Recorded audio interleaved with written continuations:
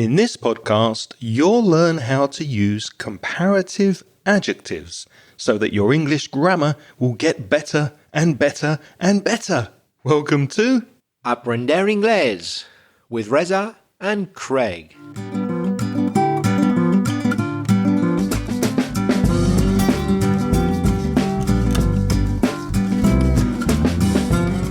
Hello and welcome, especially if you're a new listener to the podcast. With 50 years of teaching English between us, Reza and I are going to help you improve your English and take it up to the next level. Hello mate, how you doing? I'm doing very well, thank you. I'm enjoying the crisp February air. Like Craig, I know we share this we both love those crisp but sunny winter days. They're lovely, aren't they? Yep, they make me feel alive. And speaking of being alive, we have a live, almost live voice message from friend of the show, Gaston, who asks about the criteria for the Cambridge B2 first exam.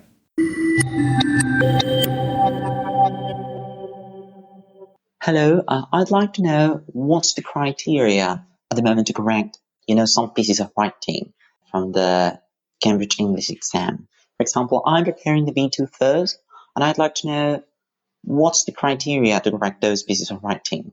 Sometimes my teacher corrects me, the pieces of writing that I prepare, but I don't know. I'd like to know whether there's a specific criteria to correct it, because sometimes I don't know whether they are good pieces of writing or not, and sometimes I feel quite insecure about it. I don't know if they are good or not, or if I have to improve on something that sometimes, not all the teachers know. For example, if my teacher corrects me, yes, I get a feedback of her, and sometimes in some point I wonder whether there's a specific criteria to correct those things in terms of Cambridge English exams, So I'd like to know that. Thank you and have a nice Sunday.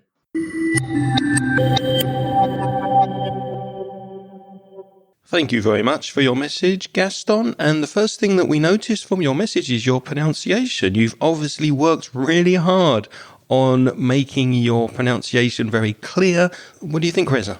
Yes, indeed. In fact, for most of the time listening to you, I thought you could be a native speaker. There were very few mistakes, very little indication that you weren't a native speaker as regards pronunciation. Really, really good. In fact, it was quite difficult for me to say your nationality. Usually, because we've been teaching for a long time, we kind of know the different accents from first languages that bleed into or come into the way people speak English. But with you, I wouldn't know where you're from. So well done, Gaston. Gaston, your pronunciation was fantastic, as was your grammar and your vocabulary. But I did notice one and only one little thing that I'd like to point out. It's a mistake which native speakers also make. So it's not the end of the world, but hey, let's do it the right way.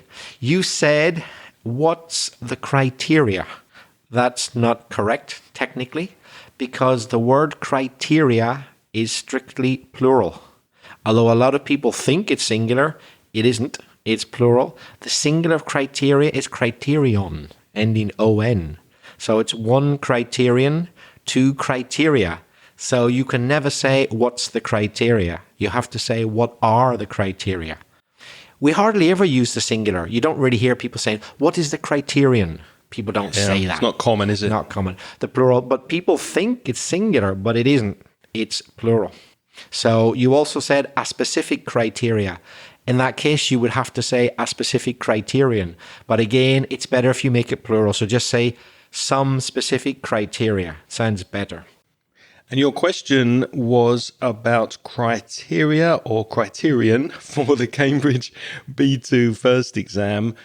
It is difficult, isn't it, to prepare for an exam the writing part of an exam without actually having a teacher who will give you personalized feedback on how to improve your writing. You can do use of English and check your answers. You can do a listening test and check if you've got them correct or not. But with writing, you really need a teacher. One thing you can do is to download the Cambridge Handbook for Teachers from the Cambridge website. I'll put a link to that in the show notes for this podcast episode, and you'll find those notes at inglespodcast.com/453.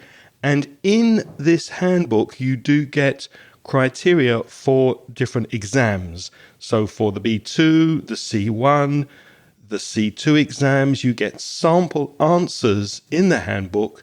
You can see the assessment scale, so you can see how the teachers or the examiners assess different writings. And you also get commentary from Cambridge on those sample answers. So I think that will be very useful for you, Gaston. Also, in general, I would refer you to an interview I did with Ben from To The Point English, who specializes in preparing students for Cambridge exams. And you can listen to that episode at inglespodcast.com/Ben.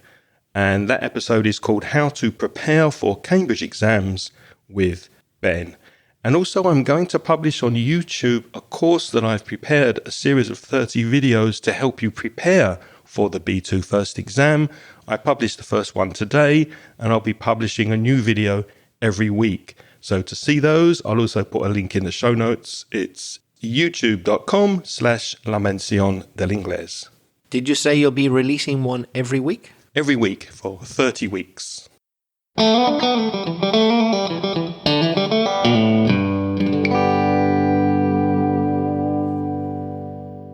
Okay, shall we get down to our main business for today, which is to talk about comparative adjectives. Craig, what can you tell us about comparative adjectives?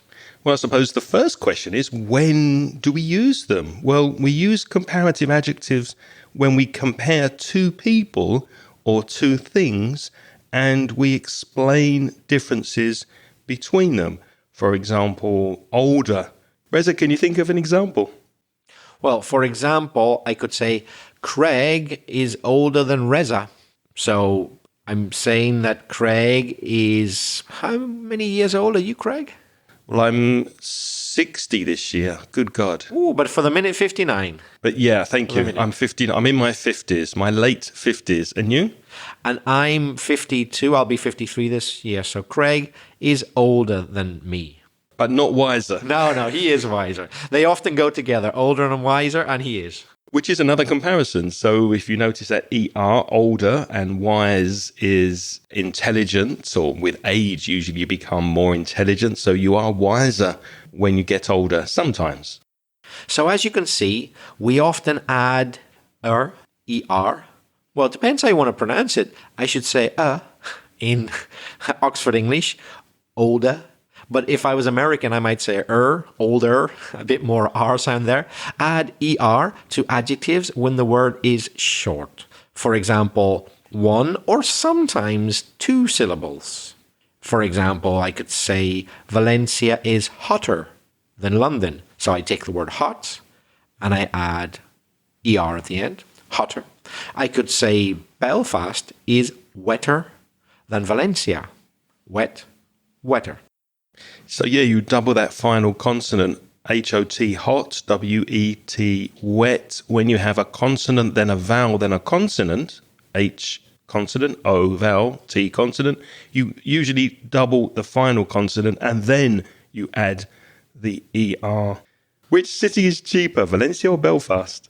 Well, I would have said a couple of years ago, definitely Valencia. But now I'm not so sure.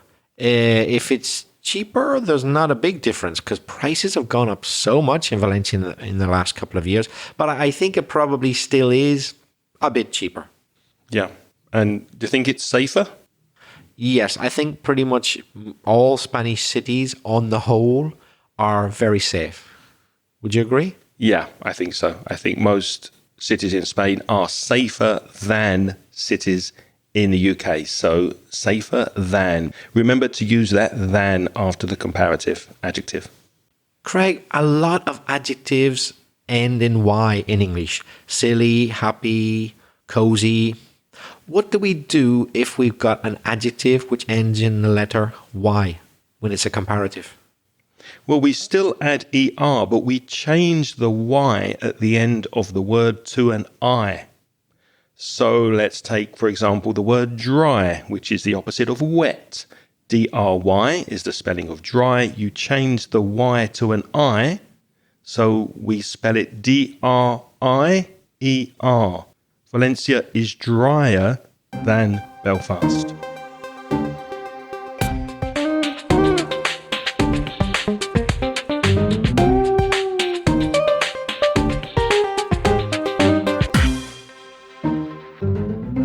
With adjectives ending in Y, we usually, in good, correct English, put IER at the end. So, for example, happy, more than happy is happier. Silly, more than silly is sillier. Cozy, that's comfortable.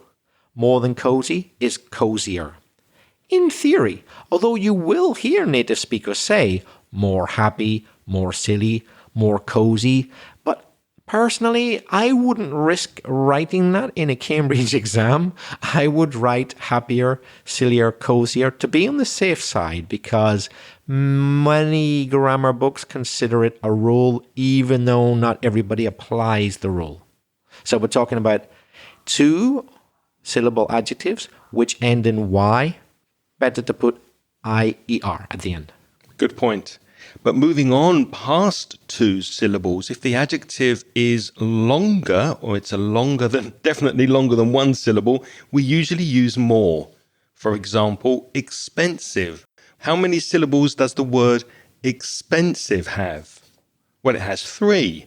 So we say more expensive. It's not correct to say expensive. So even though we say cheaper, we say more expensive than. Can you think of an example, Reza? Well, grammar books are more expensive than this podcast. So if you want to save money, listen to the podcast. Don't buy the grammar books. No, that's me being funny. You can and should do both. Listen to the podcast and buy the grammar books. And another example, snowboarding is more dangerous than podcasting. Here's a question for you, Reza. Do you think science fiction is more interesting than history? No, much less interesting. Really? I'm very clear about that. History is definitely more interesting than science fiction, because history is facts, and lots of those facts are weird. Science fiction's weird, but they're not facts. So history tickles my fancy more. What about for you? No, completely the opposite. I love the imagination in science fiction, and sometimes science fiction does come true. If you read books that are 30 or 40 years old, they predicted the future, and I like the fact that it stimulates my imagination. So no, I disagree. I think science fiction is far more interesting than history. So those adjectives we've just used, expensive, dangerous, interesting, they had 3 syllables. There's no doubt about them. Add more if you want them to be comparative, more interesting. As Craig mentioned earlier, 2 syllables are a bit tricky. Unless it ends in Y. Unless it ends in Y, then you should add IER, although some people don't. But there are other adjectives where we really don't care. And there are no rules, and nobody's going to say ever that you're wrong, even Cambridge. Here are some examples. Quiet.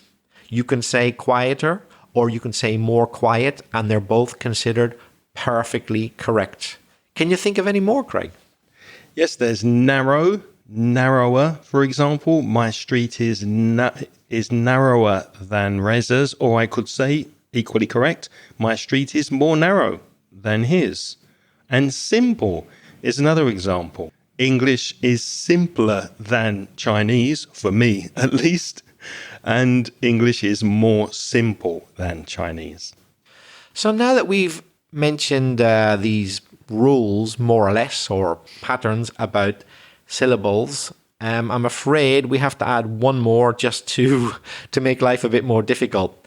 Many adjectives are past participles. That means they're verbs, and you use the third part, the past participle. For example, interest is a verb, to interest. You can be interested in something. I feel happy, I feel beautiful, I feel interested. It's clearly an adjective, right? Happy, I feel interested. It's an adjective, but it's an adjective which comes from a verb. That's a past participle adjective. Will those adjectives always use more?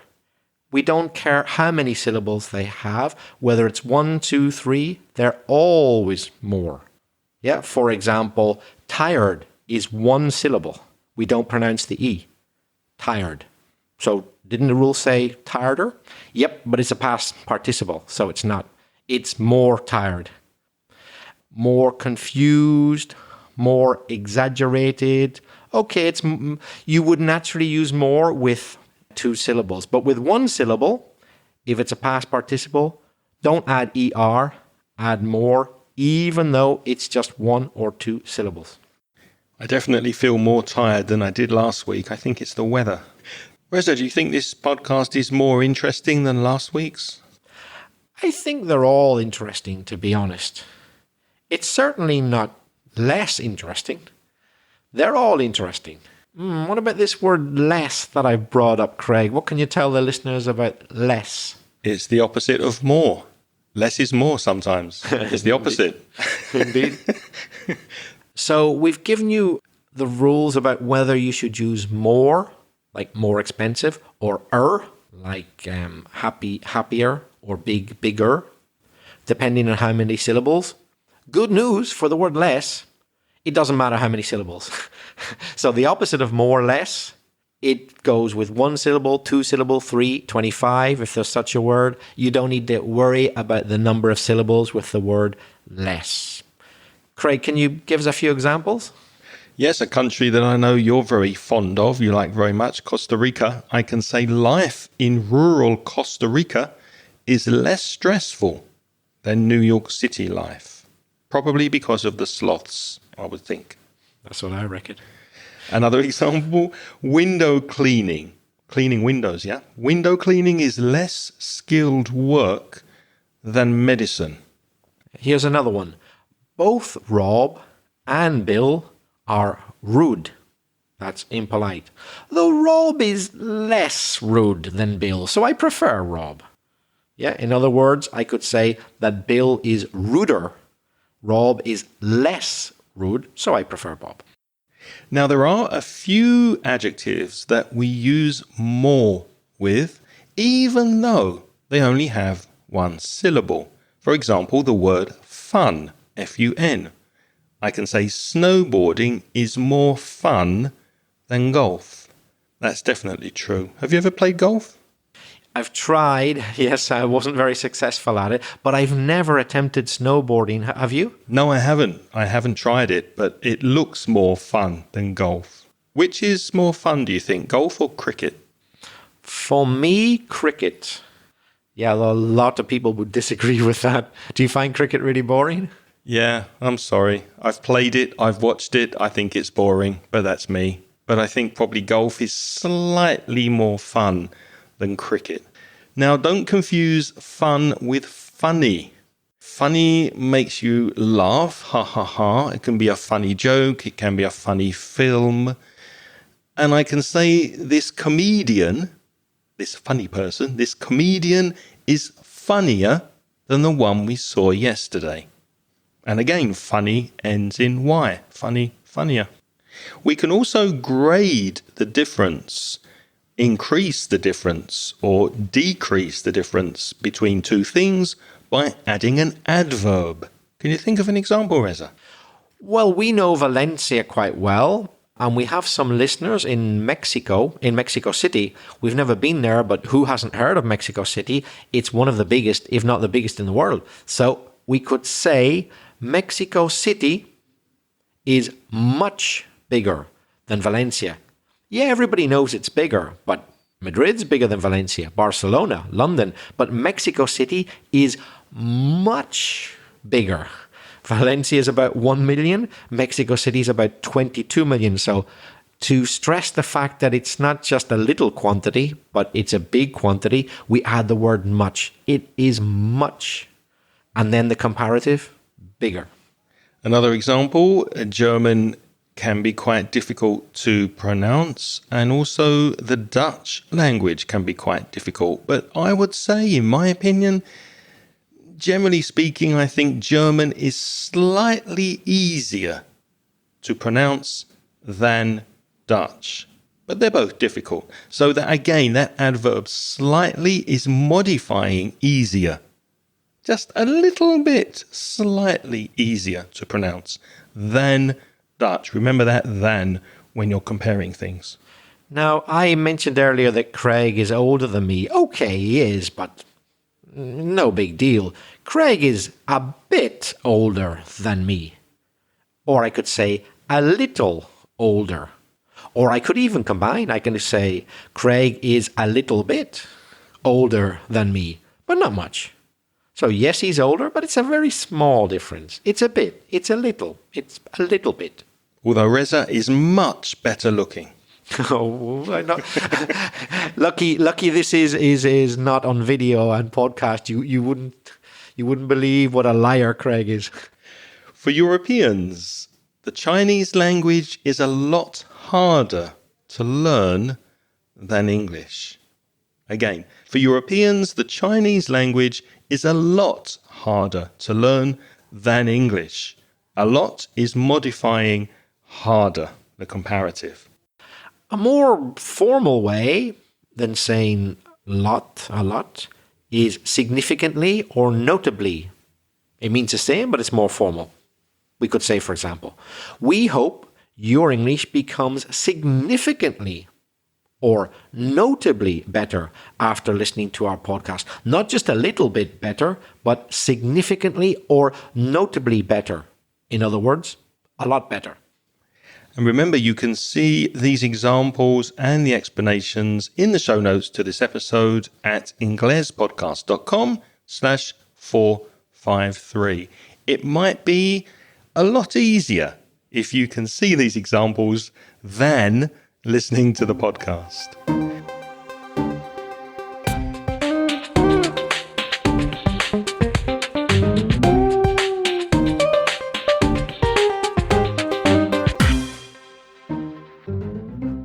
So speaking about languages, we were speaking about Dutch and German and Chinese. Reza, which do you think is more difficult to learn, English or Spanish?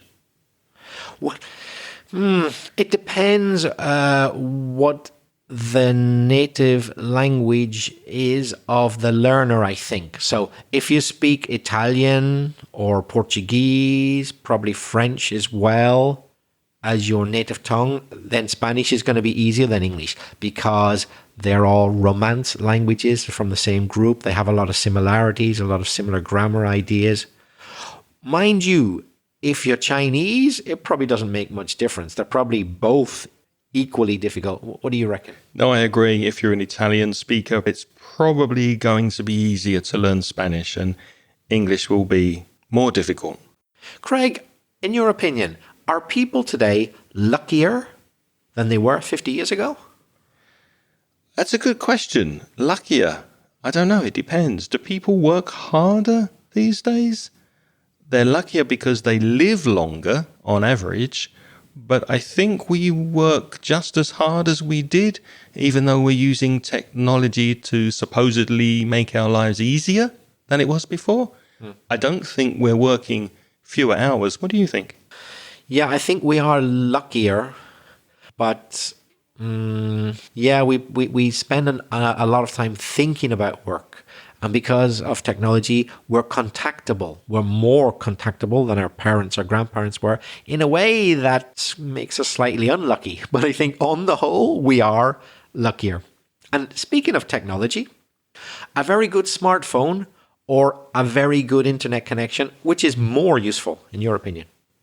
I would say a very good internet connection because I think the gap has become narrower between the differences in smartphones than it was in the past. So I don't think there's that much difference these days between different mobile phones. Yes, some have more functionality, more memory, a better camera, but I think what really drives the mobile phone accessibility and usefulness is the access to the internet. So I don't know if you agree with that. I do. And I guess you won't be getting any publicity work with iPhone in the near future, I suppose.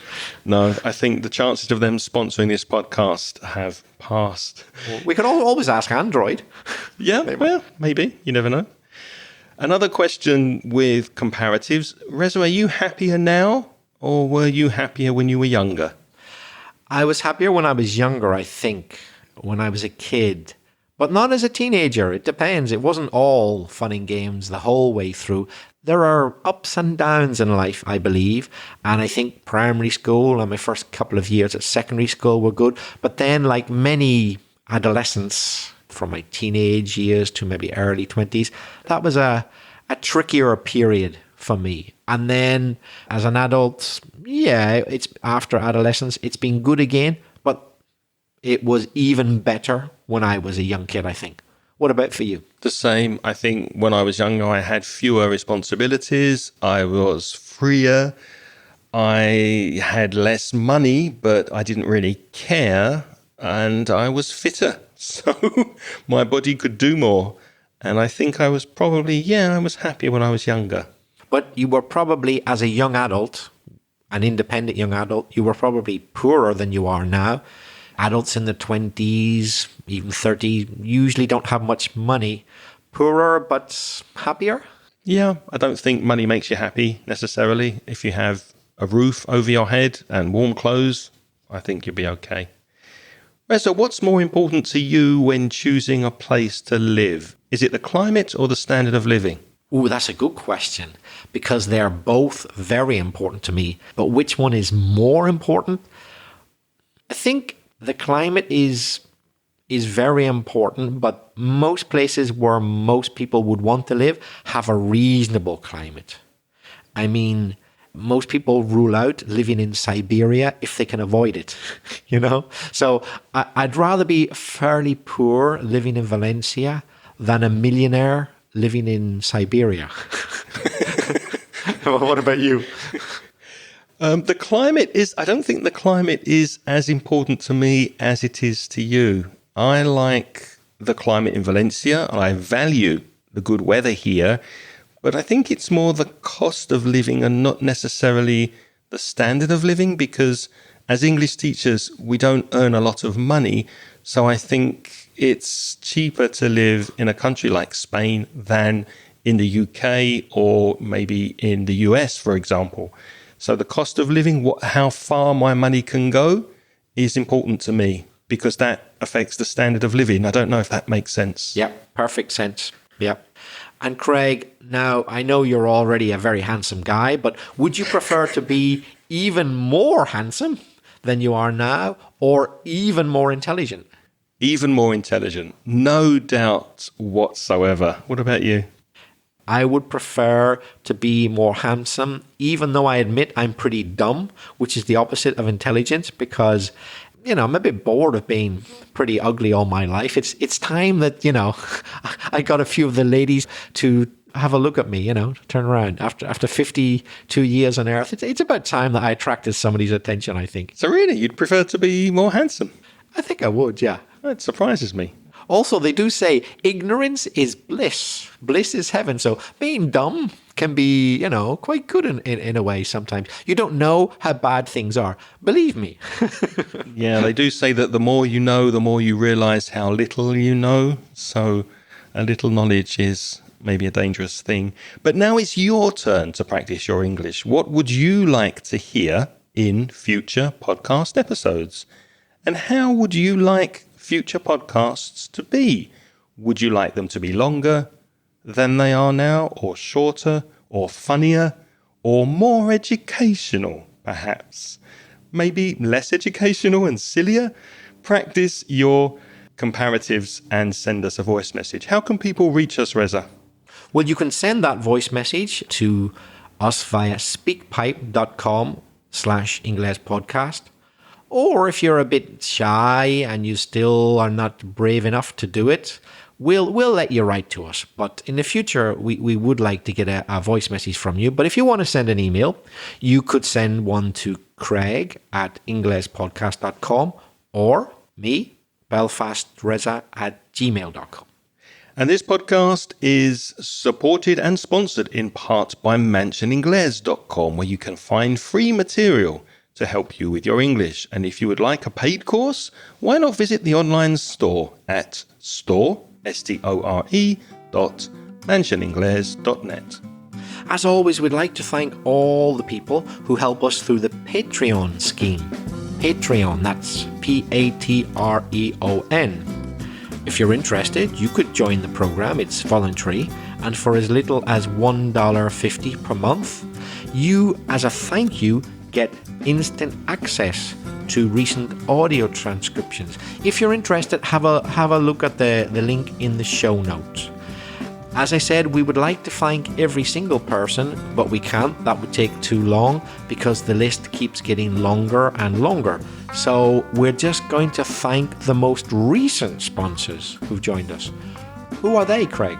They are Chema Del Amo, Hector Gomez Soria, and Tomas. Thank you to you and to everybody who is supporting us on Patreon. And if you'd like to join them, go to patreon.com, patreon.com/Ingles podcast. What's next week, Reza? Next week's episode is going to be even better than this week's episode. Even better? Yeah, it's going to be the best thing you've ever heard. Superlative adjectives. So join us next week for more grammar, the superlatives. Until next time, have a wonderful week. Thank you for listening. It's goodbye from me. And it's bye-bye from me.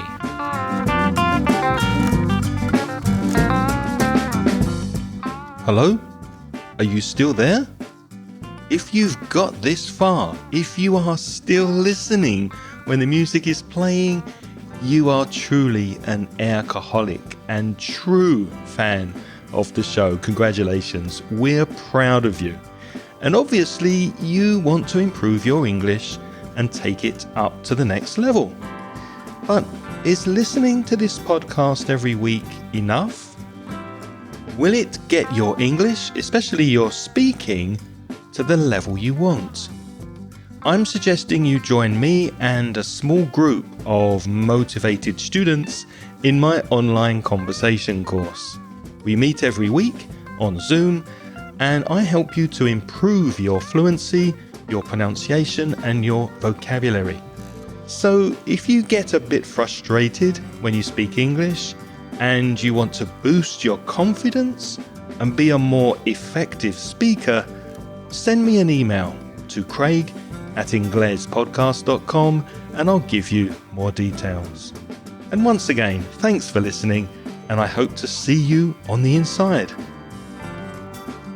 The music in this podcast is by Pitts. The track is called See You Later.